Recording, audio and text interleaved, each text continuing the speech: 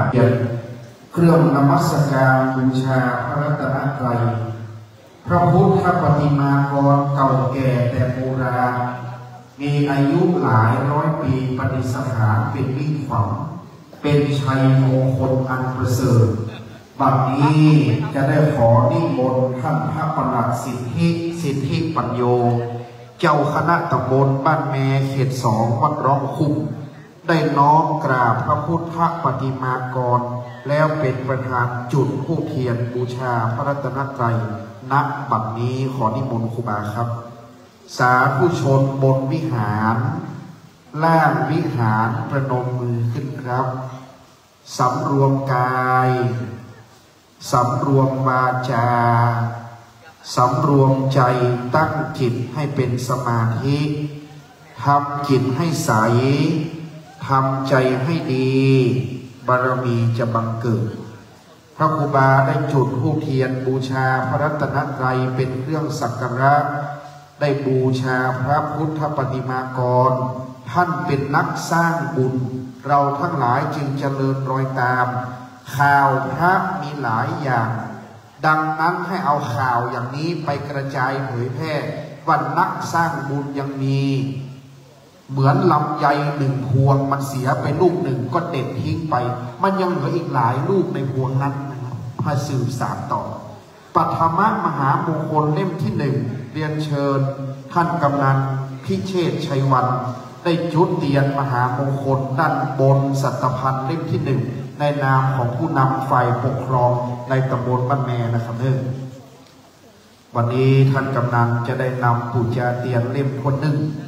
สาธุชนประนมมือค้างไว้อย่าเพิ่งลดมือลงนะครับตั้งจิตอธิษฐานให้ดีเล่มที่2เชิญคุณเชษฐ์พนัสสิริภากรรัตนอุบาสกผู้ได้สร้างบุญมาโดยตลอดบัดนี้จะได้อธิษฐานบุญจุดเล่มที่2ครับอุปถัมภ์ทุกงานอุปถัมภ์ทุกกิจกรรมที่ครูบาทำสาธารณประโยชน์ครูบาจะสร้างบุญที่ไหนบอกคุณเชษฐ์พนัสจัดให้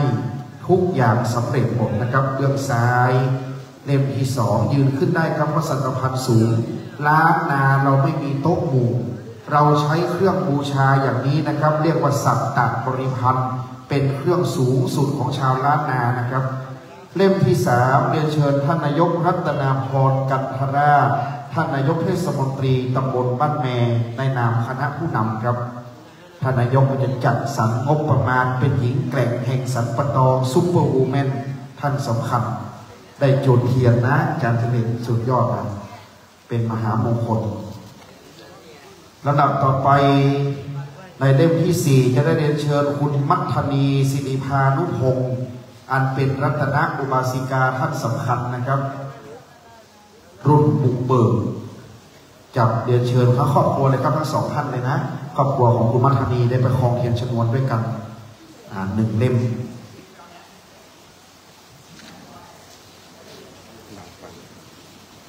วันนี้คุณมัทนีก็ถวายปัจจัยจัดงาน10,000 บาทให้งานสำเร็จลุล่วงทุกประการนะครับครอบครัวศิริภานุพงศ์ต่อไปเชิญคุณวีระโสพลดิเลกรัตน์ครับวันนี้รัตนอุบาสกคุณวีระมีมาเสมอต้นยังไงเสมอปลายอย่างนั้นนะไม่เคยขาดเลยทุก31 สิงหาทุกปีจะเจอกันตลอดนะครับกฐินทานนะครับท่านได้อุปถัมภ์ทุกการของวัดต่อไปเรียนเชิญท่านพันตำรวจโทวัฒนยูเขื่อนแก้วท่านรองผู้กำกับการสถานีตำรวจภูธรเชียงดาวผู้พิทักษ์สันติราษฎร์ประกาศความดีจะได้น้อมจิตอธิษฐานเรียนเชิญท่านครับวันนี้ได้น้อมนำบูชาสักการะท่านผู้พันของเราเนี่ยเป็นผู้พันหนุ่มใหญ่ไฟแรงมาตลอดนะครับนี่ท่านนายพันวัฒนยูรองผู้กำกับสถานีตำรวจภูธรเชียงดาววันนี้นอกเครื่องแบบบอกว่าต้องมางานของพระอาจารย์ต้องนอกเครื่องแบบเพราะว่าพระอาจารย์เดี๋ยวจะใช้ให้ไปขึ้นดอยไปต่างๆเดี๋ยวมันจะยากผลไม้ไปขึ้นดอยบ้างเอาอาหารไปส่ง แ เชิญคุณโยมประชันชิดคุณธิดารัตน์ไพบูลย์ครับได้จุดเทียนในเบื้องขวาน้อมนำสักการะบูชาให้สว่างไสวดุจดั่งประทีปแก้วนะครับ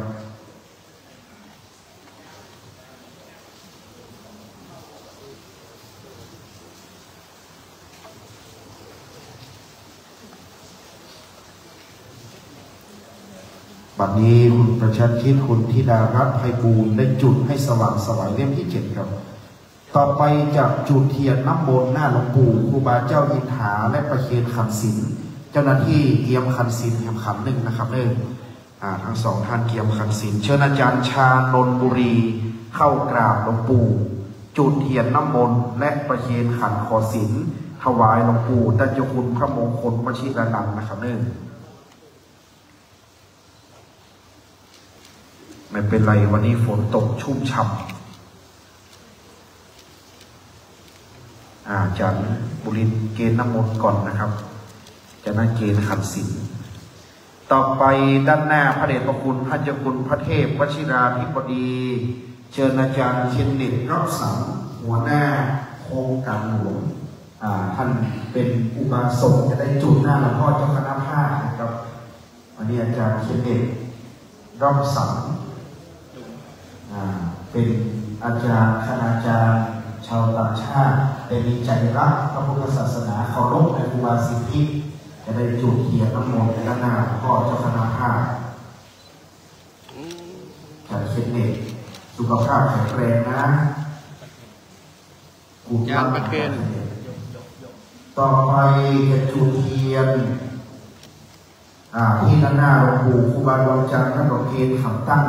เชิญคุณกิตติเกณฑ์ประภาพงศ์ตั้งเกณฑ์และจุดเทียนน้ำมนต์กับเกณฑ์น้ำมนต์อย่างเดียวจากจังหวัดลำปางคุณกิตติเกณฑ์ประภาพงศ์ตามเตียนขันสาคร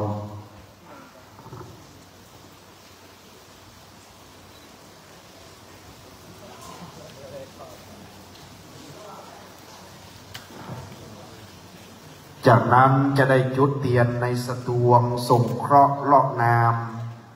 สืบชะตาฮับโจกเชิญคุณแม่ศรีพันธ์กันทวงศ์ได้จุดเทียนที่ด้านหน้าดังนั้นบัดนี้จะได้ปูชาเทียนเป็นเจ้าภาพซุ้มสืบชะตาคุณแม่ศรีพันธ์กันทวงศ์ได้มาตามเทียนในสตวงหลวง108คุณแม่ได้เป็นเจ้าภาพซุ้มชะตานะครับ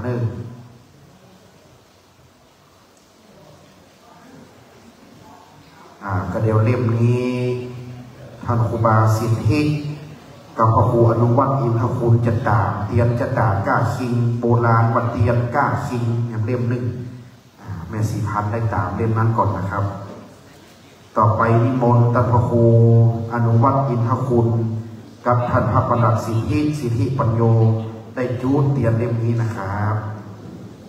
ครูบาได้ตามเตียนมหามงคลเล่มนี้นะครับเป็นมงคลสาธุได้มีอายุมันขวัญยืนเป็นลมโพลมใสคือลูกศิษย์ลูกหาเป็นมันเมื่อนะครับธูปเทียนดอกไม้เป็นเครื่องสักการะขอบูชาต่อพระรัตนแก้วเจ้าทั้งสามนกกราบพระสาธุชนกราบหนึ่งกราบสองกราบสามอิมินาสกาเรนาพุทธังอภิปูชยามาอิมินาสกาเรนาธัมมังอภิปูชยามาอิมินาสกาเรนาสังฆังอภิปูชยามาอะระหังสัมมาสัมพุทโธภควาพุทธังภควันตังอภิวาเทมิสว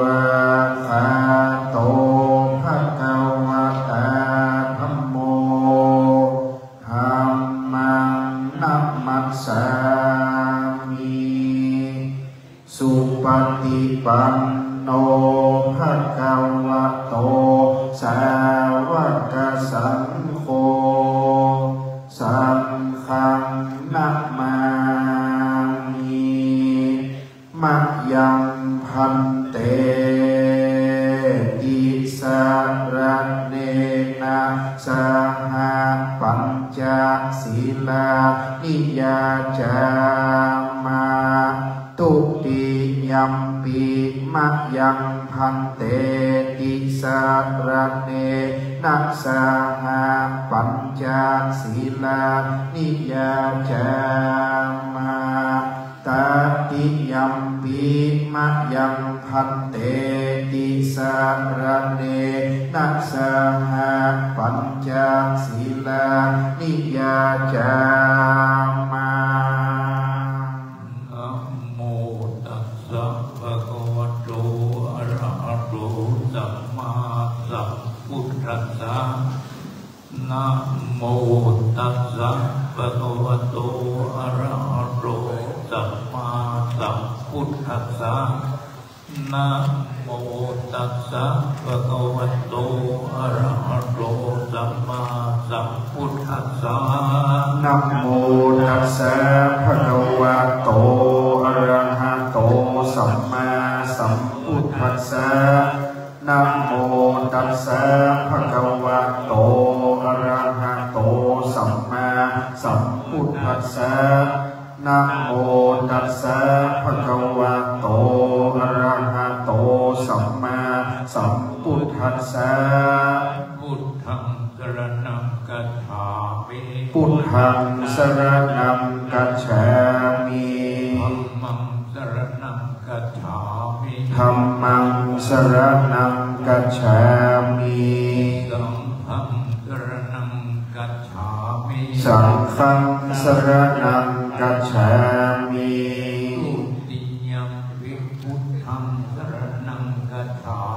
ตุติยัมปิพุทธังสรณังคัจฉามิตุติยัมปิธัมมังสรณังคัจฉามิตุติยัมปิธัมมังสรณังคัจฉามิตุติยัมปิสังฆังสรณังคัจฉามิตุติยัมปิสังฆังสรณังคัจฉามิ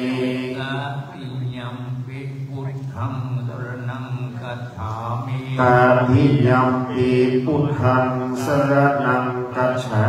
มิตาทิยัมปิธัมมังสรณังคัจฉามิตาทิยัมปิธัมมังสรณังคัจฉามิตาทิยัมปิสังฆังสรณังคัจฉามิตาทิยัมปิสังฆังสรณังคัจฉามิอามะพันเตอานาติปาตาเวรมณีสิกขาปะทังสมาธิญามิปานาติปาตาเวรมณีสิกขาปะทังสมาธิญามิอาทินนาตานาเวรมณีสิกขาปะทังสมาธิญามิอาทินนาตานาเวรมณีสิกขาปะทังสมาธิญามิกาเมสุมิจฉาจาราเวรมณีสิกขาปะทังสมาธิญามิกาเมสุมิจฉาจาราเวรมณีสิกขาปะทังสมาธิญามิ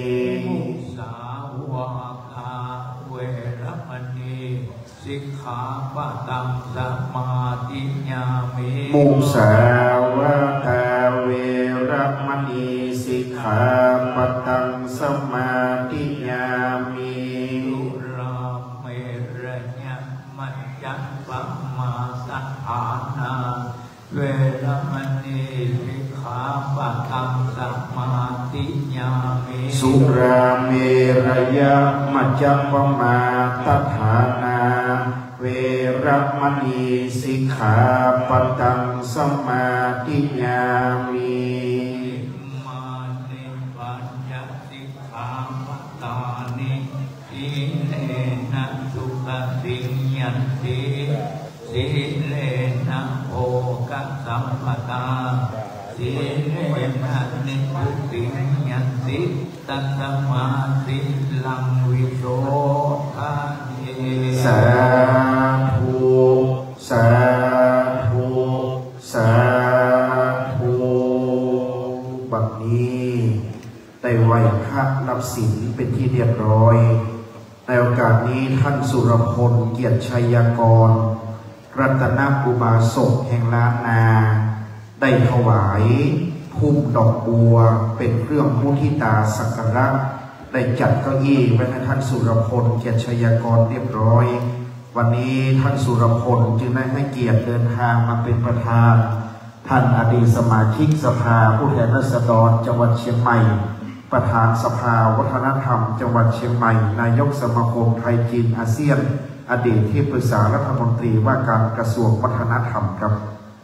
วันนี้ท่านสุรพลเกียรติชัยกรจึงได้ให้เกียรติถวายเครื่องสักการะ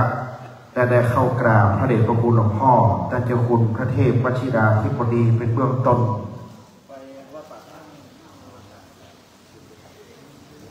กระเดียวปกนั้นพิเชษมานั่งที่นั่นก็อีมีวันนี้ท่านสุรพลเกียรติชัยกรให้เกียรติต่อวัดรองคุ้มของเราต่อจากนี้ไปจะได้นิมนต์ครูบาเจ้าหินหาพระเดชพระคุณพระมงคลวชิรนันท์นั่งโปรดครูบาเจ้าดวงจันทร์และครูบาเจ้าใจวัดรังสีสุทารามจะนั่งปรกอธิษฐานจิตและพระครูพิพัฒนกิจกุศลพระเดชพระคุณหลวงพ่อพระเทพวชิราธิบดีเจ้าคณะภาค67วัดป่าดาราพิรมจะนำคณะสงฆ์เจริญพระพุทธมนต์สูตรสืบจตาและขอพระครูโอภาสกรกิจวัดกิวแนน้อยได้จุ่มนุมเทวดาได้ร่วมกันเจริญพระพุทธมนต์เป็นลำดับต่อไปในบารมีหลวงพ่อวัดป่าครับวิปัตติปฏิภาหายาสัพพสัมปติสิทธิยาสัพพะทุกขวินาศายาปริตังรูธรรมังคลังวิปัตติปฏิภาหายาสัพพสัมปติสิทธิยาสัพพะพยาวินาศายาปริตังรูธรรมังคลังวิปัตติปฏิภาหายาสัพพสัมปติสิทธิยาสัพพโรคะวินาศายาปริตังรูธรรมังคัดลางอิมัสมิงอารามาวิมาเนเตวตาวสันตาสุขิตาวันโตอิมัสมิงอารามาวิมาเนเตวตาวสันตาสุขิตาวันโตอิมัสมิงอารามาวิมาเนเตวตาวสันตาสุขิตาวันโตปริตวานเมตังสเมตาภทันตาอเวกิตาจิตาปริตังมนันตุสักเคกาเมจรูเปกิริสิทารตเตจันตาลิเขวิมาเนทิเปลเตจคาเมตรุวนากาเนอารามวะทุมิเกเตอุมมาจายันตุเทวาชราคาราวิตเมยะคันธปนาติทันตาสันติเกยังมุนิวราวัจนาสาธโกโนสุนันตุธรรมะสวนาคาโลยามทันตาธรรมะสวนาคาโลยามทันตาธรรมะสวนาคาโลยามทันตานะโมตัสสะภะคะ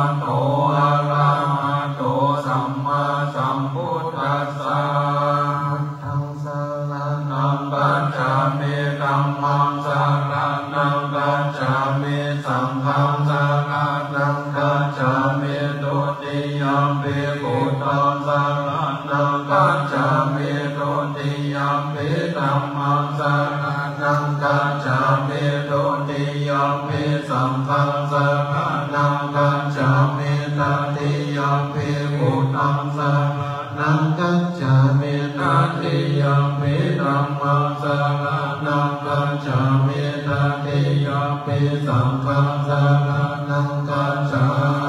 มินะโมมิสัพพะพุทธานังปฏิสาวะละละภะโนตัสสะจาโรมะวิโรเมนันตโนมหายาโสสัมนังกาโนโลกายิโตนิปังกาโนชุตินนาโรโกตัญโยจันนาปะโมโคมังคโลปุริสัสสะโพสุมาโนสุมาโนนิโรเรวะโตระติวัตโนโสภิโตโกนะสัมปันโนอะโนอาราสิจันโนธัมโมภะโตโมโลกาภัจโชโตนะระโตระยัสสะระวิภัตโตโมตาโรสัตตัสสะโรสุเวโนอะภะภูคะโนสุจาโตสัมปะโลกะโกปิยานาสินามาสัพโพอะทัตตสิกาโยนิโกนัมมาตัสสินาโมนุโตสิตาโตอาสะโมโลเกภิโสจาวาระตังวาโรพุโสจาวาระโตปุตโตวิปัสสิจานุปโมสิกิสัพพายโตสัทธาเวสะโพสุขัตตายะโกกะโกสันโดสัทธาวะโอโกนะคัมมโนลานัญจาโอกัสสะโพสิริสัมปันโนโพธโมสักกายะปุงภโวอัตวิสัทธิสังฆานาหิเตพุทธามาหิติกาการุณาปุณะสัมปันนาสัมปะโลกาภิปูจิตาเอเตนะสัมปะลาพุทธาพุทธังนาสัพพุกาลาเตปิสังฆปุณาสุปิติเยมะกัมมะดังเอเตปุณาติตาจัมมังตานาพุทธิสัมปทานาวิสัมปิเมพุทเตหังวันตามิสัมกัตตาเตสัมยาเนนะสีเลนะพันติเมตตาเมนะจัตเตปิโนอโนรัมอันตุอโลกาเยนะสุเขนะจาทาวิสัตติเมปุเตโยนะโรสาลานังกันโตกัปปานิสังฆสาสานิโตกามิโสนามาชันติอัตตามิสันติพุทธาปาริตังนะโมอะระหะโตสัมมาสัมพุทธัสสะมะเหสิโนนะโมอุตตมะธัมมัสสะสวะคะตัสเสวะเตนิทานะโมมหาสังฆัสสะปิวิสุทธาสิลติเนโนนะโมมาตยารัตตัสสะรัตนันตยาสัสสะทุกขังนะโมมากาติตัสสะสะวัตถุตยัสสะปินะโมกาลัมมะปะเวนะวิกัจจันตุอุปัฏฐวานะโมกาลานุภาเวนะสุวัตติโหตุสัพพะสังฆโมกาลัสสะเตเจนะวิเนวิโหมิเตจาวาสัสนัสสัจโลกัสสะพุทธิภวตุสัมปันนาสัสสนัมปิจโลกัจจเทวารักขันตุสัพพันธาสติโหตุสุขิสัมเปปะริวาเรหิอันตโนติคาหุนตุนาสัมเทหิยาติภิราจัตโตวะโจระโตวะมาโนสัตโตวะรัมมาโนสัตโตวะอาภิโตวะอุดังกัตโตวะวิสัจจโตวะคาลุกาโตวะกังคัจโตวะจังคาดาโตวะจันนาภัจจโลกาโตวะสัตตัมมะโตวะสัตติทิโตวะสัพพุริสาโอวะตันตาติอาจังเมตะโกนาโกโกราหิวิติกามานิสัพพติสิอาจาตาราชสุกาลามาหิสายาปาลาคัสสานินานาปยะโตวะนานาโลกัตโตวะนานาอุปัฏฐวะโตวะอารักขังอันตุวะนินานะโตปะทายะตตาคัตต ตัสสะตัสสะปาลามิโยตัสสะอุปปาลามิโยตัสสะปาลามัคคะปาลามิโยปัญจมหาปาริจาเกติโสจาริยาปัญจิมภาเวกภาวะกันติจตินังนิกามานังปานานัจจติยังโมติปันนังเกมาลาวิจัยยังสัพพัญญุตยานาปาติเวทังนามาโลกุตาลานังเตวิสัพเพปิเปพุทธะปุเนอาวาชิตวาเรสานิยติโสภะกะหันทะเนสุติยามาลาติภาวิตังกาโรโตอายัสมานันทะเตโลภิยาตาลุญญาจิตตังอุปกาเปตวะโกติสัทธาสาเสโสจักรวาเลสุเทวตายาสานาปันติกัณหันตินันจาเวสาริยมบุเรโอคามนุสะโกภิกขาสัมโพตันติวินาปยัมกิปะมังนาลตาเสสิปริตันตัมมนามาเอ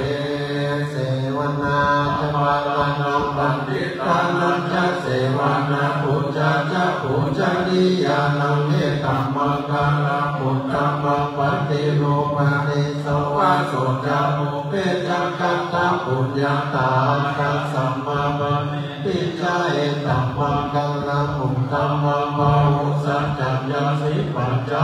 นโยจะสุสิกิโตสุภาสิตาจัญญาวัจจาเอตัมมังกาลาปุตตัมมังวัตตาปิโตภัตตานาปุตตาตาลัสสะสังฆาโวอานาปุณานะตัมมังเอตัมมังกาลาปุตตัมมังกาลัญจะตัมมังจาริยาจายาตักาลัญจะสังฆาโวอานาวัจจานิตัมมังเอตัมมังกาลาปุตตัมมังอาลาติเวลาติปะปะมัจจปานาจะสัญญาโมวังปะมาโลจะตะเมโสเอตัมมังกาลาปุตตัมมังอาลาโวจะติวะโตจะสันตุติจักกัตตัญญูตาตะเวนะธัมมังสาวะนังเอตัมมังกาลาปุตตัมมังคันติยะโสวัจจะสัตตะสัมมานานังจะ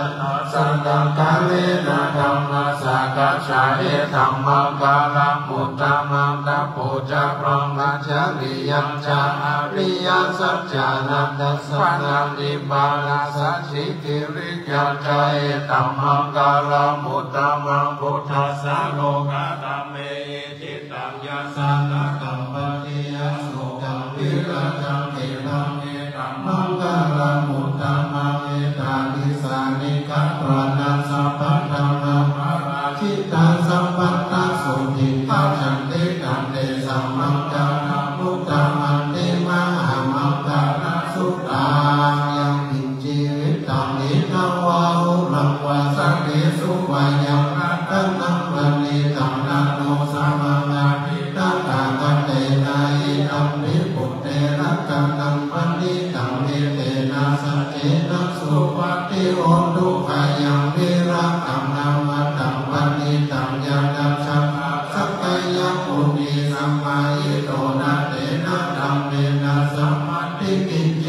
ธัมมิธัมเมรัตตังวันนิตังเอเตนะสัจเจนะสุวัตติโอตุยังพุทธัสเสโนวาริวันนันติสุจิสัมมาทิมานันตาเวกัญญามาหุสัมมาทินาเตนะสัมโมนาวิจติธัมมิธัมเมรัตตังธัมวันนิตังเอเตนะสัจเจนะสุวัตติโอตุเยปุคาลาภัสสะตัมปัสสะตาจาตานิเอตานิโยคานิโหติเตนะกินายาสุขาตัสสะสาวัตตาเอเตสุตินานิมาหัมปังลานิตัมปิสังเกรัตตังปันนิตังเอเตนะสัจเจนะสุวัตติโอตุเยตุปายุตตามานัสสะนัมเอนะ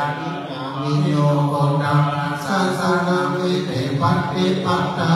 มัตตังวิกายาลัตตังมุตตังวิโพติมุจจามานาอิตัมปิสังเกรัตตังปันนิตังเอเตนะสัจเจนะสุวัตติโอตุปุระตังนาวังนันติสัมมาวังวิรัตจิตตายันติเกวะวาสังเตกินะปิจา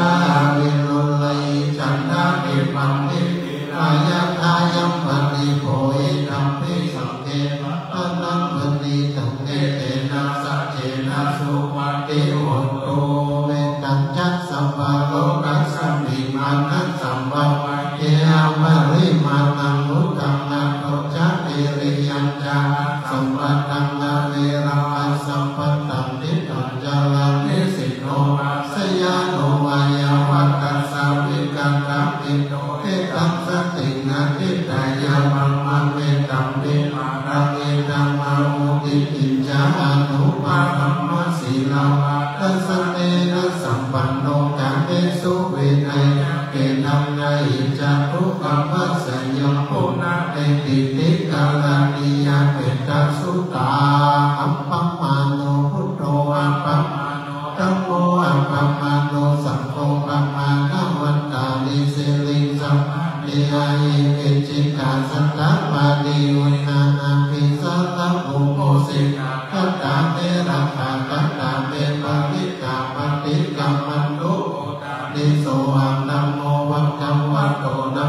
สัตตังทังสัมมาสัมพุทธานังติอิติวิโสภะคะวะ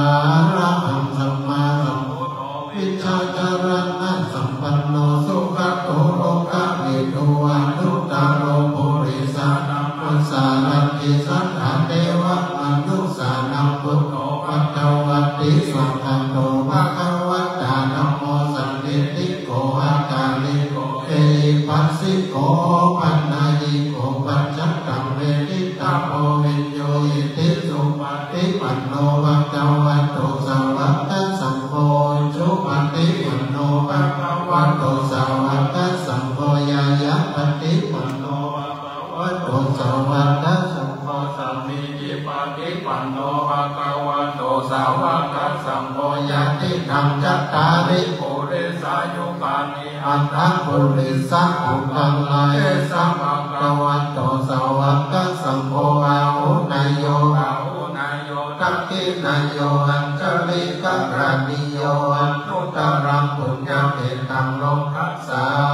ติภาหุงสหัสสมะปินิมิตัสสะอุทัตตังกิเมตตังพุทธิตังโพลัญชเสนะมารังลานานิธัมมังวิตินาชิตวามุนิโนตันเตจัสสะภวะตุเตจยามังกาลานิมาลาติเลกัมมังวิโยจิตตัสสัมปันติวัลลัมปนาโลวัตกัมมันกัมมันทัตยะสังกันติสุนังวิตินาชิตวามุนิโนตันเตจัสสะภวะตุเตจยามังกาลานินาลาคิลิกัญจวรังอัติมันภูตังกวันติจักกัมมัสสนิวสุทารุนังตัมเวตัมอุเสกตินาชิตวามุนิโนตันเตจัสสะภวะตุจยามังกาลานิอุกิตัสสะกัมมติตัสสุทารุนังตัมตวันติโยชนะปัตตังปุเรมาลวันตังอิติปิสัมปัตตมันโนชิตวามุนิโนตันเตจัสสะภวะตุเตจยามังกาลานิกัตวานักัตตมุดารังอิวังกัมปินิยานิยะพุทธวัจจันตังจยักกายมัจเจสันเตนะโสมะทินาชิตวามุนิโนตันเตจัสสะภวะตุเตจยามังกาลานิสัจจัมวิหายมัตติสัจจันตังวาทะเกตุวานามิโลภิตัมมันังอติหันธัมโมตัมปัญญามติปัจจานิโตชิตวามุนิโนตันเตจัสสะภวะตุเตจยามังกาลานินัมโนมนังดัมพุจักกังวิพุตตัมมัยติพุตเตนะเตระพุจักเกนะกัมมาปยันโตอิโตปะเดสะวิตินาชิต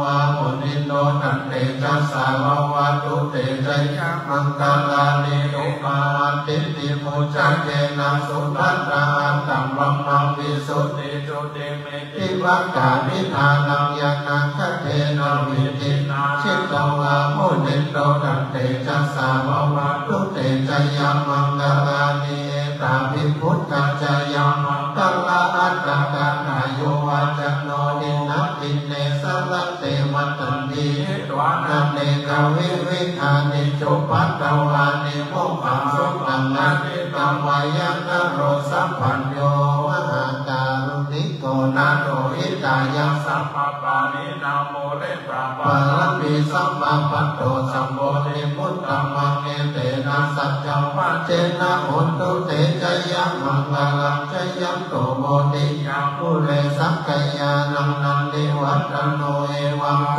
วิจโยหิจยาตุจยะมังคะเลอปาลาชิตตัมปัลลังเกสิเสปัตติโภคะเลอภิเสเกสัพพังพุทธังนังอัมกัปปะโตปโมดัตติสุนัขตังสุมังคลังสุภาวะตังสุโหติตังสุขันโนสุโมโตจัสสุยิตังบรมจาริสุวัฏังกินังกายกัมมังวาจากัมมังวัฏังกินังวัฏังกินังมโนกัมมังปณิทิเตวัฏังกินาวัฏังกินานิกัตวานาลปันตัเตวัฏังกิเนเตอัฏฐลัทธาสุขิตาวิรุฬหาพุทธศาสเนอโลกาสุขิตาโอทัสสะสัพเพยติทินัตถิเมสารนังมัจจพุทโธเมสารนังวะรังเอเตนะสัจจเจนะโอตุเตจายมังคลังนัตถิเมสารนังอัญญังธัมโมเมสารนังวะรังเอเตนะสัจจวัจเจนะโอตุเตจายมังคลังนัตถิเมสารนังอัญญังธัมโมเมสารนังวะรังเอเตนะสัจจวัจเจนะโอตุเตจายมังคลังยังอิจิรัตนะโลเกวิจัตติวิเวกังพุทธุรัตนะพุทธัสสะมังคันติตัสสะมาโสติภวันตุเตยังอิจิโลเกวิจัตติวิเวกังพุทธุรัตนะธัมมัสสะมังคันติตัสสะมาโสติภวันตุเตยังอิจิรัตนะโลเกวิจัตติพุทธุรัตนังสังฆัสสะมานันติตัสสะมาโสติภวันตุเตอันติอุณหัสสะวิจโยธัมโมโลเกอนุตตโรสัมปัสสัตตาอิตากายกัมตังกันนาอิเนวะเตปริวัจเจนะตัมเตอามัตตุเสหิภาวัเกปยัมเกนัมเกวิเสปุเตอะปาลมังเนนะสัมปัสสัมมาวรณามุโตทัพเป็นตัวกาลังนิกันตเสวานุภาเวนะโอตุเดโวสุขิสันตาสุทัสสิลังธรรมดายาธัมมังสุจริตังเจเลทัสเสวานุภาเว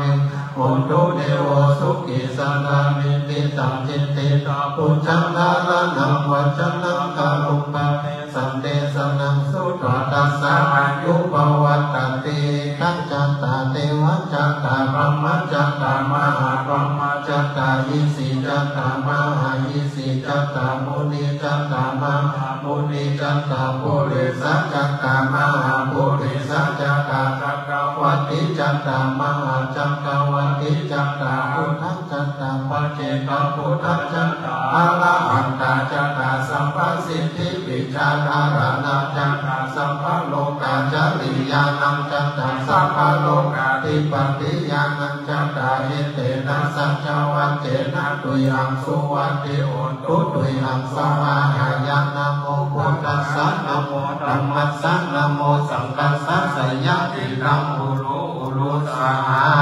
ยาสังกัตตวพุทธัลตังนะโมสังฆังพุทธัมมังวะลามิตังเทวามนุสานังพุทธเตเจนะโสตินานัสสันตุปันตวังสัพเพทุกขาวุปัสสเมตุเตสักกัตตวธัมมังลัตถนะโมสังฆังพุทธัมมังวะลังภวิลาหุปัสสมานังธัมมะเตเจนะโสตินานัสสันตุปันตวังสัพเพปุญญาหุปัสสเมตุเตสักกัตตวสังฆังลัตถนะโมสังฆังพุทธัมมังวะลังภวุ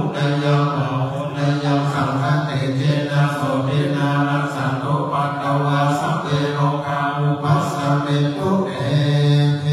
สัจจังเทวมนุสานังกัตตุกัมปิติกานัสสังลัมปินังละวานันติวาสัพพายาติวินาสันตุเอกาตาวิติจาตุปัญญาสัสสะอานินังกัตตายะมาตุขาวินาสันตุชีวินานาตันตุเตชีวินานากัตตังสาอายุวานังสุขังวานังชีวินานาทุกขังเวนะโหตุเทโวสุขิสัตตาชีวินานาจโยทัพพะโอสังฆังพุทธัมมังวานังสกินังทุกขังนาเสติเตสังฆังวานามุตตมัง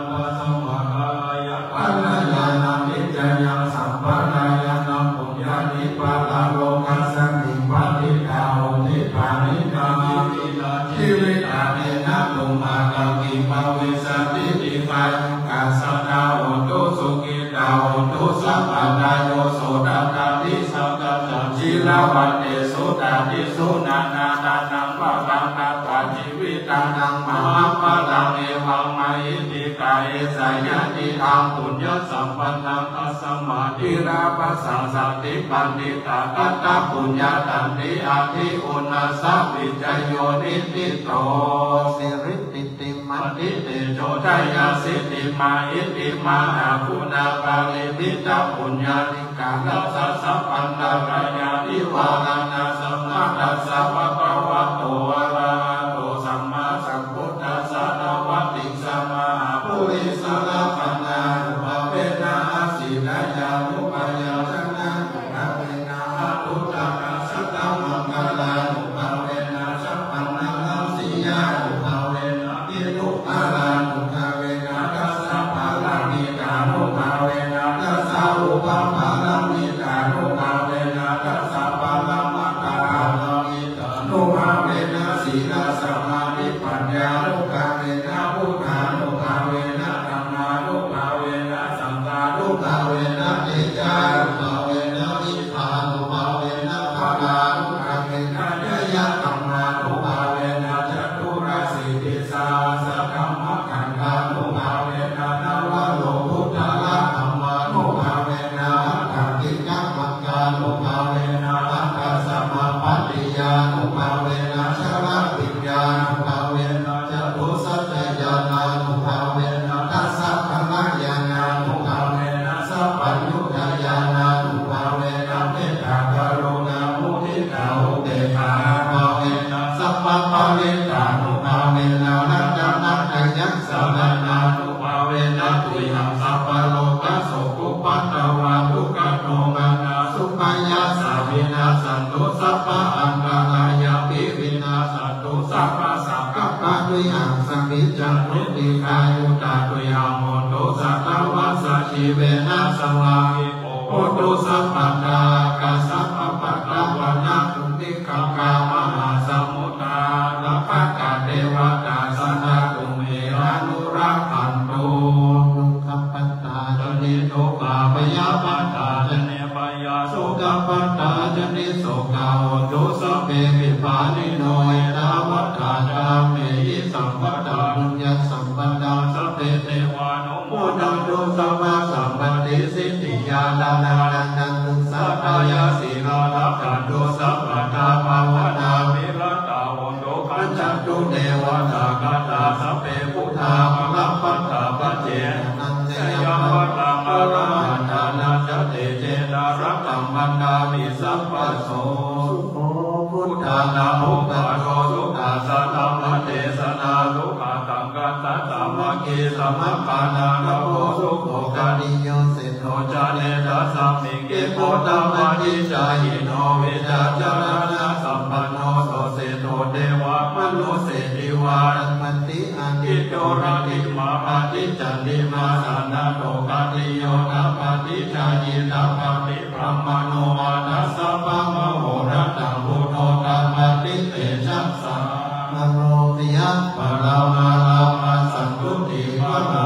นานาวิสัสสะปะละมายาติติปานังปะละมังสุขังสาธุสาธุสาธุสาธุชนม้วนได้ใส่สินกลับขึ้นไว้ดังเดิม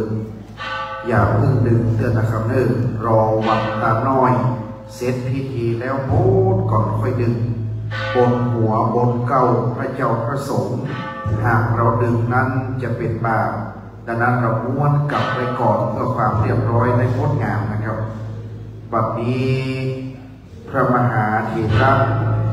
ผู้มีพรรษายุการถึง4 รูปการสืบชะตาวันนี้พิเศษยิ่งนักเราจะมีอายุยืนเพราะมีพระมหาเถระผู้รัตตัญญู คืนหนึ่งพระเดชพระคุณหลวงปู่พระมงคลวชิรนันท์92ท่านพระครูพิพัฒนกิจโกศลวัดปันดง81ครูบาเจ้าดวงจันทร์87และครูบาเจ้าใจวัดรังสีสุพรรณาม80และในร่มบารมีธรรมแห่งพระเดชพระคุณพระเทพวชิราธิบดีเจ้าคณะภาค67ธรรมยุทธวัดป่าธาราภิรมย์เมตตานำเจริญพระพุทธมนต์สู่สื่อชะตาอย่างล้านนาเต็มอกเต็มใจเป็นมงคลอย่างยิ่งในระหว่างนี้นิมนต์ท่านพระประหลัดสิทธิปัญโยครูบาสิทธิเข้ารับการผูกข้อมือจากหลวงปู่วัดวนารามน้ำบ่อหลวงจากหลวงพ่อวัดป่านาราพิรมพระรามหลวงจากครูบาบ้านดงบ้านแม่ครูบาเจ้าดวงจันทร์และครูบาเจ้าใจเจ้าคณะอำเภอแม่วางจะมัดมือถวายเจ้าอธิการสิทธิในวันอายุมงคลต่อจากนี้ไประหว่างนี้จะได้กล่าวสุมาคตาและเวตาลวดได้กล่าวคำถวายไปตามลำดับแล้วจากนั้นจะได้เกณฑ์เครื่อง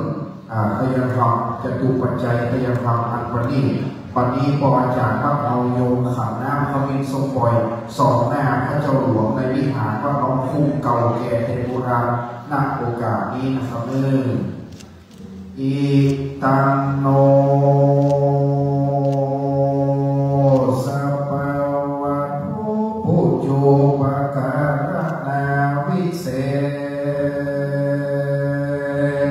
สัตตานังวเรงตักขีนายากายะตัวเลวจิตัวเลมโนตัวเลสัมจิจาปมาเตนวะสัมจิจาปมาเตนวะกายกรรมเมนวะวจีกรรมเมนวะมโนกรรมเมนวะอดีตโตสังปัจจุบันโตสังอนาคตโตสังสัพพันโตสังฆมันตุโนโยสนิสินโนวรโปธิมุเลมาลังสเสนังมหันติวิจโยสัมโพธิมากันจิวะอนันตัญญาโนโยโลกุตตโมตังปนามามิพุทธังตังปนามามิธัมมังตังปนามามิสังฆังสุรนันตุโหนโต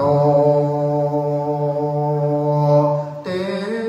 วะสังฆโยดุราฟังราเตปะกานานามวลหมู่อันสถิตอยู่กูวิมานจุงจักฟ้าเสียงสางกล่าวอูอันคาจักเป่าเปาวาที่กล่าวของด้านตั้งเตวดาตนอันรักษาคำพักสัมดานสัทธาจุโภรักษากูหอเรือนรักษาปีเดือนวันยามตั้งเทวดาตนอันรักษาไรนากามมาเขตพระเตศบ้านเมืองฝ่ายรักษาเจนบ้านเจนเมืองตั้งพรหมเทวดารุกขเทวดาอากาศเทวดาปัพพัตตาเทวดารุกจาใส่สลีตุหาวกะมณีเมฆลาเจิญเทวดาติเตน้อมนิวเนตโมตนาตังพระญาอินตาภูบาทตนองคารฟ้าเฟืองตั้งเต้าเจียงคุณพรหมจตุโลกบาทตั้งสียักขียักขาตนวิริธานุภาพตั้งกุมพันผาภัยรีตั้งนางหน้าไทยแม่ธรณีสลีกุตาอมาตนจำบุญและตนจำบาปตนจำน้ำยาหมายตาตั้งพระยามาตนใจหา หาดหาวติบเต็มเต้าไปบนอากาศไปไตรราชธรณีเทวดาอันรักษาวัดน้องคุมเวียงเมธานันตรวิเศษตัดตินีเป็นเก้าก็ขออันเจิญม้วนหมู่เจ้าเข้ามาสู่โมตนาตานซึ่งวันนักขีญาเจ้าสมณะศรัทธาและมูรศรัทธาผู้ค้าทั้งหลายจักได้ฮือตาในดีคากานักบัดนี้ยามนี้นั่นจุงจะมีเตียงแต่ดีสาธุโอกสัพพันเตคาแต่พระทิทันไหลรัตนาพันแถวพระแก้วเจ้าดังสามประการหมายมีองค์สมเด็จพระสัมมาสัมพุทธเจ้าเป็นเก้าเป็นประธานในตีคากาลบัดนี้นาก็หากเป็นวันดีทิธีอันวิเศษเหตุว่าวันเมงก็หมดใสเหตุว่าวันไตก็หมดปอดนักขัตฤกษ์ก็มาได้จอยอดมหาธนังพระพุทธะก็มานั่งเหนือแจ้งแก้วแผ่แปรแล้วผู้มานั่งทั้งหลายก็มาในวันยามนี้เป็นวันเดือน12เหนือแรมได้8ค่ำพรำว่าเป็นวันอาทิตย์ที่31สิงหาคมศาสนาพระสมณโคดมได้2568 ปีเป็นวันอมฤตโจอุตตมโยเนืองนองเงินคำกองหลายเยื่องเป็นมังกรในการลักบัดนี้เป็นวันอายุวัฒนะมงคลครบ47 ปียังพระประหลัดสิทธิปัญโยครูบาวัดร้องคุมเจ้าคณะตำบลบ้านแม่เขต2มังคณะใหญ่มาไฟมงคลใหญ่มาเติมได้มารอดมาเถิดแก่เจ้าสมณะศรัทธาบ่เจ้าแดมนั้นนาเจ้ามหามูรศรัทธาประธานในพิธีหมายมีตั้นสุรพลเกียรติชัยกรประธานสภาวัฒนธรรมจังหวัดเชียงใหม่อดีตที่ปรึกษารัฐมนตรีว่าการกระทรวงวัฒนธรรมนายกสมาคมไทยจีนอาเซียนเศรษฐกิจมิตรภาพเป็นต้นกับตังกำนันผู้ใหญ่บ้านนายกเทศมนตรีตำบลบ้านแม่และคุณโยมเจ้าภาพทั้งในจังหวัดและต่างจังหวัดได้มารวมเป็นศิษยานุศิษย์ของวัดร้องคุมเป็นตนได้มาเข้าบ่ายแต่บัดนี้ขอน้อมเวทเกตตายังเข้าตอกดอกไม้ลำเตียนจะตุปัจจัยไตยะวัดหุการพัตตาหารตั้งหลายม้วนฝูงนี้นาขอพระแก้วเจ้าจุได้มีธรรมะเมตตาวายนาปฏิกะหะรับเอาแล้วเปิดแล้วเสียยังกรรมกรรมผาพนาสมิชันตุจุได้ปันอุดมสมสาระบุธีจุเยืองจุประการกุศลบุญญาลายสีขีญาตานอันนี้นามีมาจะได้ขออุทิศฝากไปหาเทวบุตรและเทวดาตนรักษาวัดวาอารามเทวดารักษากายาเนื้อตนตัวอันไปก่อนนาและตามหลังพระภูมิเจ้าตีแม่พระธรณีสลีกุตาอามาตนจำบุญจำบาปตนจำน้ำหยาดหมายตาอินตาพรหมยมมาราชคุณนาคน้ำปรมัยไอสวนแม่ธรณีเจ้าตีเจ้าทานเต้าจตุโลกกบาล4 องค์คานจอเชื่องเงาบุญกุศลนิเล่าพายแผ่เพื่อแก่จิตตะดวงวิญญาณครูบาหม่อนบุญพัน เป็นต้นเป็นประธานครูบาเจ้าหม่อนบุญปันธรรมปัญโยอดีตเจ้าอาวาสวัดล่องคุงอันเป็นปัทมะครูบาอาจารย์ตนเก้าอันเป็นที่ไว้แห่งลูกศิษย์เราตำมวลและพอเต่าแต่นั้นได้พายแผ่ไปถึงแก่พญาอันทป่าประเคาะเจ้าตั้งแปดอันเตียวผัดแวดไปมาในตัวตัสสะ12 ราศีมีพระอาทิตย์จันทร์อังคารพุธพัดสุขเสาร์ราหูเกตนกพคาตั้งเก่านักขันตะเลิกเจ้าสาว7 ตัวแม่นบัดตัวใดตัวหนึ่งได้เสด็จมาถูกต้องปองลักษณะจตาจันตนจันกลางจันปลายแม่นว่ามาข่มมาแลยังลักษณะจตาแห่งท่านเจ้าอธิการสิทธิปัญโยและท่านสุรพลเกียรติชัยกรและศรัทธาน้อยใหญ่ยิ่งใจในวันนี้ขอได้เปิดพ้นเสียยังอุปถวะกังวลอดทลายเมื่อได้กลับกลายเป็นโสมะหากตัวได้เป็นโสมะแล้วจู่นำมายังโจกปีโจกเดือนโจกวันโจกยามอายุปีอายุเดือนอายุวันอายุยามเมื่อได้มีผิวพรรณวรรณะงามของแถวได้พ้นเสียจากโรคาพยาธิทั้งหลายทั้งมวลนับตั้งแต่นี้ไปนาเมื่อได้เจริญวัฒนายิ่งกว่าเก่าได้ร้อยเท่าพันทวีขอให้ได้งอกงามไพบูรย์เจิดจำรูนในวรพุทธศาสนาแห่งองค์สมเด็จพระสัมมาสัมพุทธเจ้าไปถลางต่อเต้าเสียงจิรัตถิปิการยืนยาวนานนั่นจุงจะมีเตียงแต่ลิลีตานังเมปริสุทธังสุตินังวัตตเมตานังอาสวะขยาวหังนิปานัปัจจโยโหตุโนนิจังวัตติปานังสุขังวัตติปานังสานังวัตติปานังนิปานังปรมังสุขังนะโมตัสสะภะคะวะโตอะระหะโตสัมมาสัมพุทธัสสะนะโมตัสสะภะคะวะโตอะระหะโตสัมมาพุทธัสสะนะโมตัสสะภะคะวะโตอะระหะโตสัมมาพุทธัสสะอิมานิมัจยังพันเตภัตตานิสัพปริวารานิ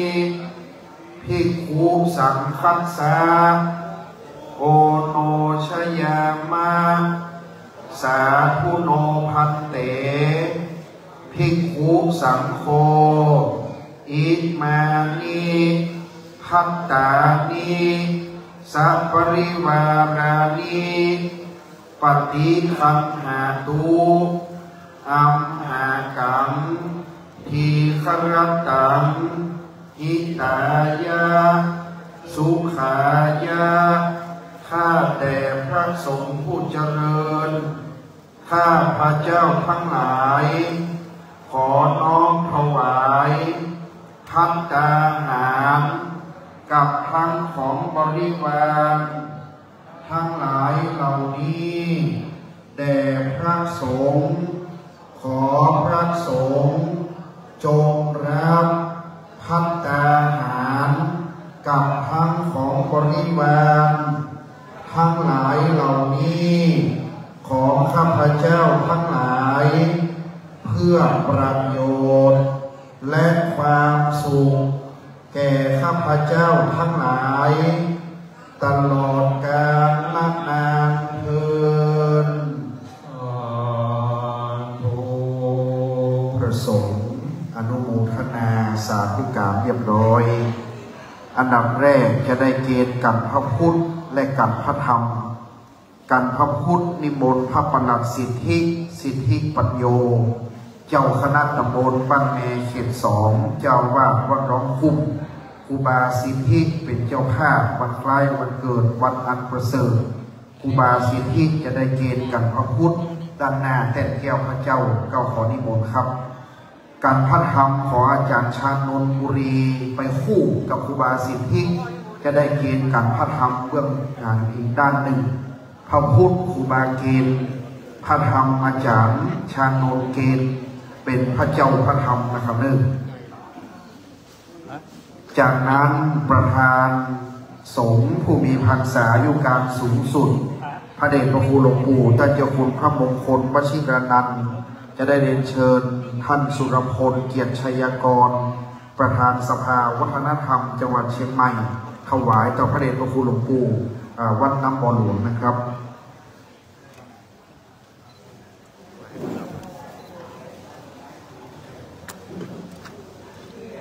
ต่อไปที่หลวงพ่อเจ้าคณะ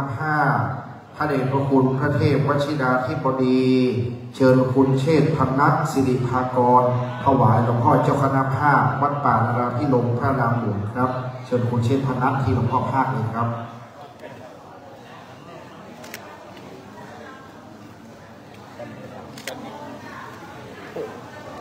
จากนั้นที่หลวงพ่ออีกรูปหนึ่งเชิญท่านนายกรัตนาพร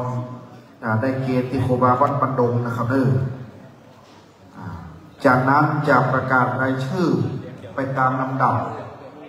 การจัดประกอบด้วยคุณแม่ศรีพันธ์กันทวงศ์ปฏิอาสมทิศเหนือเลยนะลุกไปทางเหนือเลยเจ้าหน้าที่2 คนจะบอกคือว่าเกณฑ์ท่านใดคุณสุนีตรงลูกกูลคุณรัชนีกรโสพลนิเลกรัตน์คุณรัตติยาทองอินลุกเลยนะครับไปที่อาสมทิศเหนือเดี๋ยวจะมีเจ้าหน้าที่2 ท่านจะนำเรียนให้ว่าประเคนตรงไหนจะรอกำกับอยู่ตรงนั้นลุกไปเลยเนาะที่อาสมทิศเหนือนะครับคุณธนิดาเลิศธัญมาศคุณเจ้าหน้าที่คือนั่งพร้อมกันประเดิมฟังเกณฑ์เถอะคือเพื่อนนั่งพร้อมๆเหมือนก่อนกับประเคนพร้อมกันคุณสุรีพรคุณวันดีตันพิชัยคุณนิรมนเตชะศรีคุณอาจารย์เคนเนตรับสันมาเกณฑ์นี่อาจารย์เคนเนตมาเกณฑ์ที่หลวงพ่อวัดทุ่งปงคุณวิทยาปิยวิโรจน์คุณนิพนธ์วิชาจารย์นี่ครบอย่างช่วยดูเลยนะคุณเตือนใจจันทระโชติวงศ์ครบก่อนถ้าบอกครบเลยจะได้เชิญเพิ่มเติมเพื่อนั่งประจำการก่อนนะขอท่านรบกวนท่านเจ้าภาพนั่งประจำการมานิดหนึ่งนะครับคุณสวรัตน์ฟุ้งไทยสารพงศ์นะครับคุณสวรัตน์คุณนพรัตน์กฤษดาธิการนะครับทำมาแล้วประจำการเลยนะครับไปที่ท้ายอัศมเลยครับท้ายอัศม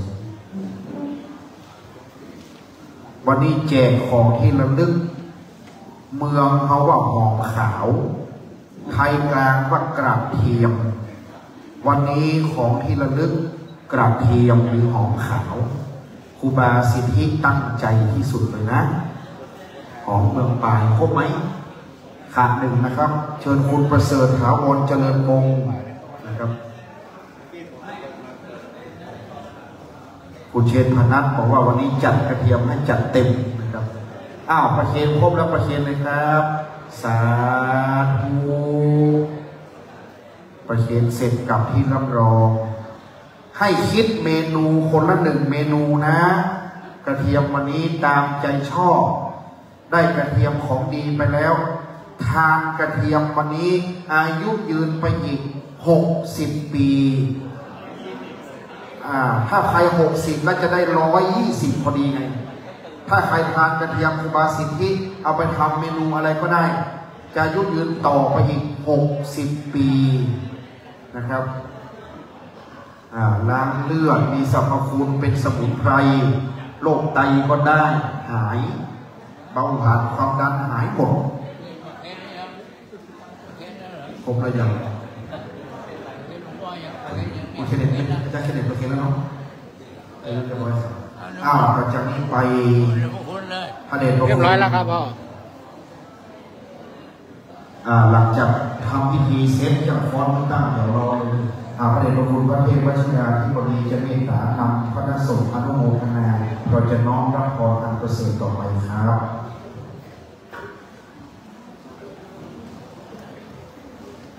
ยะถาปริวาหาปุราปริโกริติสาคารังเอวะเมวะอิโตทินังเปตานังอุปกัปปติอิจิตังปฏิตังตุมหังคิปะเมวะสมิจจตุสัพเพบุเรนตุสังกปาจันโทปนารโสยะถามณิโชติราโสยะถาติโยวิวัชชันตุสัพพะโลกสัพพุมาเตภวันวันตารายโยสุขิเตอายุโกภวันอภิวาทนาสิเลสเนจังบุตตาปัจจายโนจัตตารโนธัมมาวันติอายุวันโนสุขังภาลังอายุวัฏโกวันตนาวัฏโกสิริวัฏโกยสวัฏโกภะคะวัฏโกวันทวัฏโกสุขวัฏโกโอตุสัพพะพุทธโลธัมมยาเวระโสกาสัตตุจุปัฏฐวาปันเนกาอันตรายา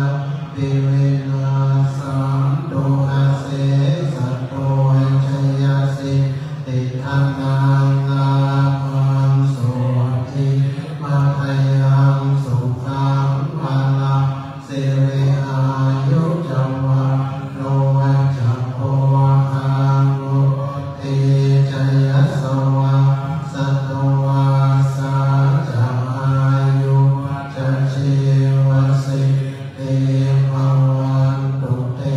ภวัตุสัพพมังคลังราคันตุสัพพะเทวตาสัพพะพุทธทุกขเวนัสสัทธาโสติ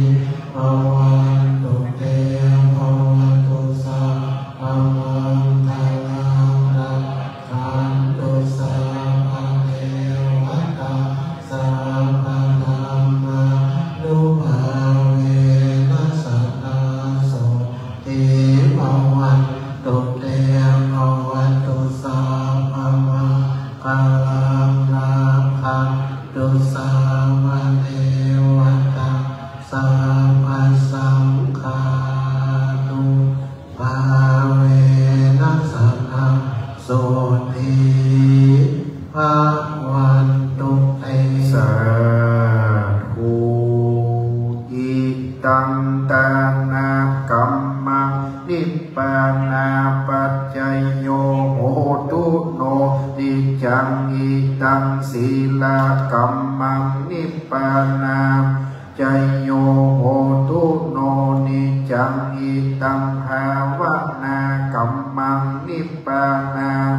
จยโยโหตุโนนิจังยังกินจิกุศลังกัตตปังกัมมังสัพเพหิกะเตหิกะตังปุญญังโนนุโมตันตุสุนันตุพนโตเยเตวะอัสสมิงหาเนอติ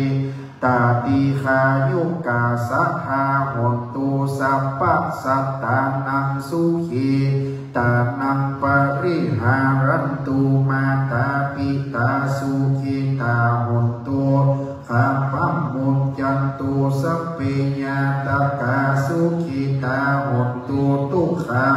มุญจันตุสัพเพอัญญาตกาสุขิตาหนตุทุกขา มุนจันตุสัพเพปิสาสัพเพยัคขาสัพเพเปตาสุตาหนตุทุกขาปัมมุนจันตุสัพเพนักขัตตาสุตาหนตุทุกขาปัมมุนจันตุสัพเพเทวาสุขิตาหนตุ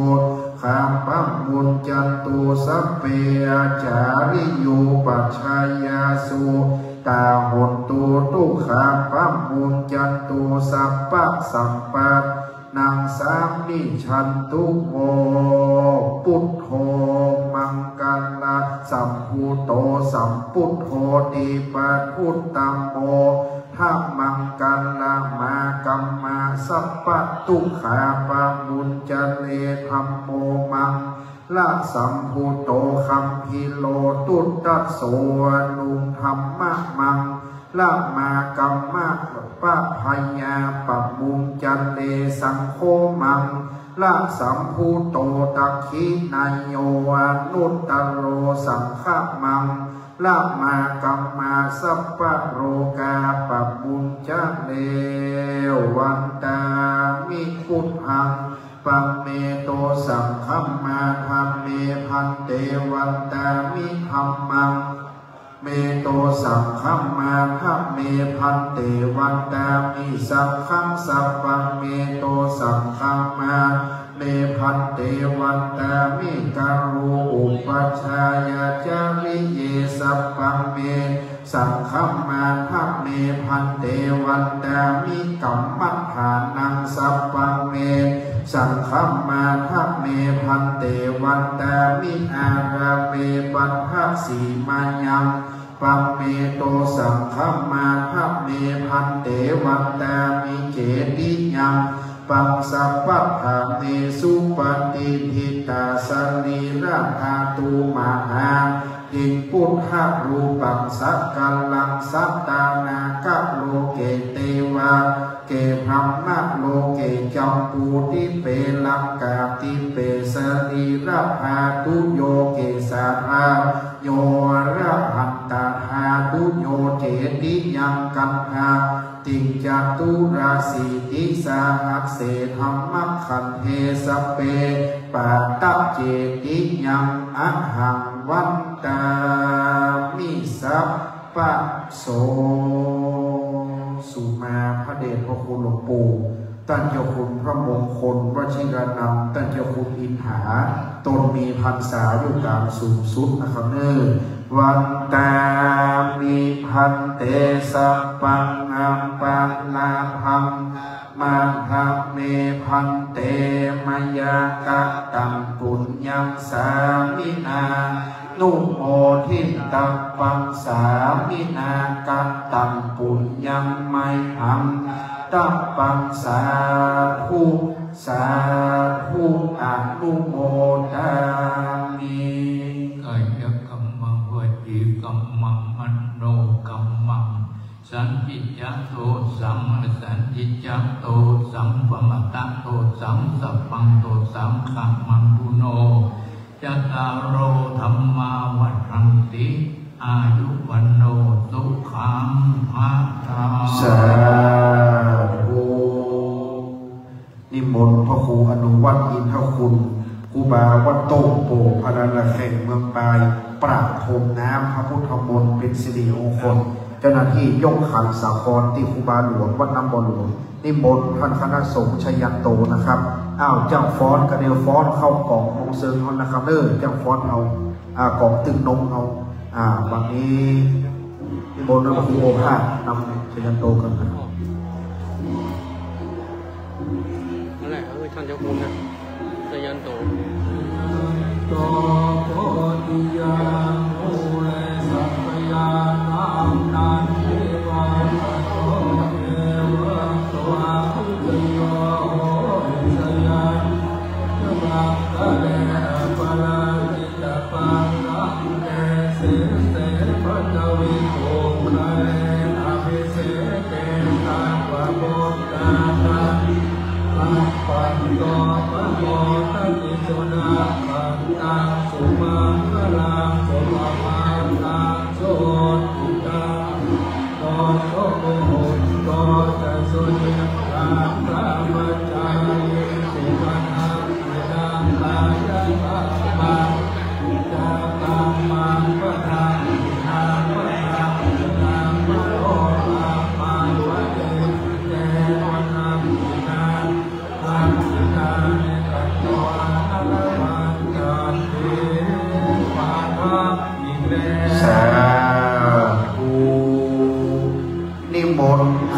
สงฆ์ได้ฉันเพลบนกุฏิสงฆ์องค์หลวงไม้สักทองชั้น2นะครับคณะสงฆ์ผู้รูปที่บนฉันเพลบนกุฏิสงฆ์ไม้สักทองชั้น2ท่านสุรพลและคณะนายกคณะเดินทางเข้าที่กุฏิชั้น1คณะกรุงเทพอาจารย์ด้วยนะเดินทางเข้าในการชั้น1ชั้น1จะพาไปทานข้าวชั้น1โรงทานเปิดโรงทานเลยพยมโชเฟอร์รับพยาทานดึงฝ้ายระบุข้อมือได้เนกราบในบารมีธรรมแห่งพระเดชพระคุณหลวงพ่อพระเทพวชิราธิบดีของลูกศิษย์ที่ได้เมตตาเป็นประธานนำเจริญพุทธมนต์หลวงพ่อวัดป่าเมตตาสูงสุดนะครับวันนี้หลวงปู่พระเจ้าคุณพระมงคลวชิรานันท์หลวงพ่อเจ้าคณะอำเภอแม่วางครูบาเจ้าใจด้วยครูบาเจ้าดวงจันทร์ครูบาเจ้าบันดงครูบาจากทุกรูปนะครับแปลงห้องเดียวก็หลวงปู่ไปฉันเพลด้วยนะครับตื่นไฟก็คองมัดมือคุณโยมจากกรุงเทพเดี๋ยวไปทานข้าวชั้น1เดี๋ยวท่านสุรพลจะไปทานข้าวชั้น1วันนี้ท่านสุรพลเกียรติชัยกรให้เกียรติมาเป็นประธานนะครับขอบคุณโรงทานทุกโรงโรงทานทุกโรงเดี๋ยวหอมขาวติ๊กด้วยนะญาติโยม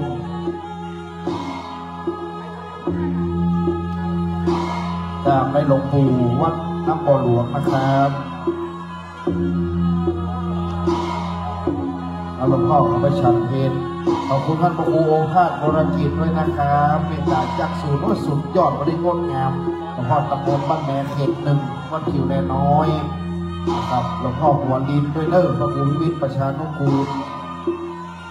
หลวงพ่อหัวดินหลวงพ่อหัวดินหลวงพ่อประกับตองหลวงพ่อพระครูวัดตับโป่งพระครูลุนประวรวัดพระครูประพัฒน์ปัญญากรวัดหางดงนะครับกราบในเมตตาพระครูเฮงปัญญาลังสีเลขานุการเจ้าคณะอำเภอวัดบันเทียงพระครูประพัฒน์สอนวรคิดครูบาวัดธรรมชัยวัดต้นยิ้วบ้านสังกูคำต้งโป่งลืมพิษไหมคนใดคนหนึ่ง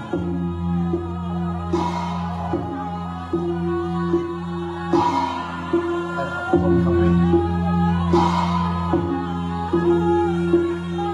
ขอบคุณพ่อกำนันด้วยนะครับขอบคุณท่านนายกด้วยครับขอบคุณครับผมวันที่20เดือน1วัดตับผมครับผมขอบคุณ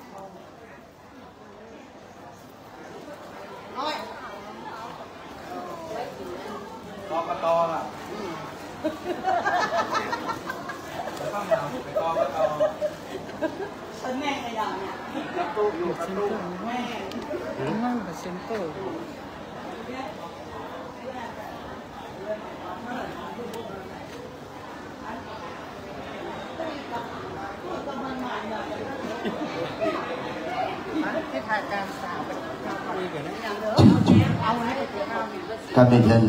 ท่านนายกและท่านสสทางคณะนะครับรับประทานอาหารกลางวันที่กุฏิชั้นล่างนี่นะครับกุฏิชั้นล่างนะครับพระสงฆ์องค์เข้าขึ้นชั้นบนเนาะตามไปบริหารฝ่ายปกครองท่านผู้มีเกียรติที่มาร่วมงานเรียนเชิญชั้นล่างนะครับกุฏินะครับ